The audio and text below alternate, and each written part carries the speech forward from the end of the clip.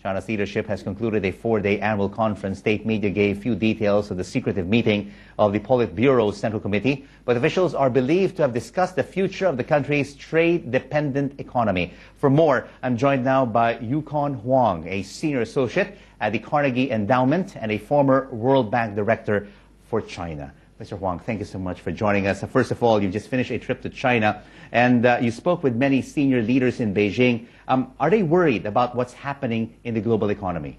Yes, the problem has become much more complicated. Before, they thought it was just an issue of curbing inflation, achieving a soft landing. But what is happening in the U.S. and Europe, they're worried now maybe a hard landing will actually materialize. So what was your advice to them? What did you tell them on how they could cope with the external gyrations and, of course, rising prices within the mainland? Okay. I think the big question, and I think it's a kind of an ironic question, is whether China can see and realize that 8 or 7% growth can actually be better than 10. Mm-hmm. And their former goal was always to get double-digit growth. So it makes 7 to 8% better than 10% growth? 7 or 8% growth can be better than 10 if it's more sustainable and higher quality. Mm-hmm. Before, the government was concerned about maintaining jobs, job generation. But if you think about it, this is a country which is aging, it's running out of workers. So they've got to realize that you shouldn't just grow for the sake of generating jobs. You've got to grow to generate higher paying jobs and better quality jobs. Higher quality jobs, higher paying jobs, and of course, increase domestic consumption to rely less on exports. This is the general, I would say, general concern and general conclusion of most Western economists and even many Chinese economists, that consumption is actually being repressed. The great irony is that household consumption and wages in China have been increasing faster than any country in the world. But if you look at China as an economist does, share consumption of GDP is the lowest in the world.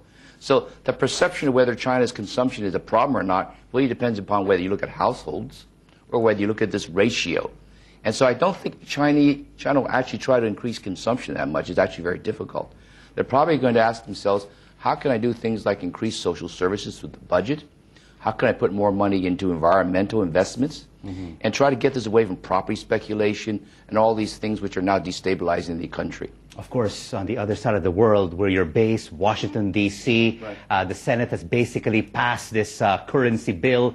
Do they basically have a wrong perception about China and the way they're appreciating the yuan currency against the dollar? Well, when you get right down to it, China's trade surplus as a share of GDP this year is going to be less than 2% of GDP. Mm-hmm. It used to be as high as 8% 5 years ago. So it's come down dramatically. It probably will be 0 in a year's time. Mm-hmm. But even so, the U.S. trade deficit with China is still the largest. So the great irony is that from an American perspective, they see China as a problem.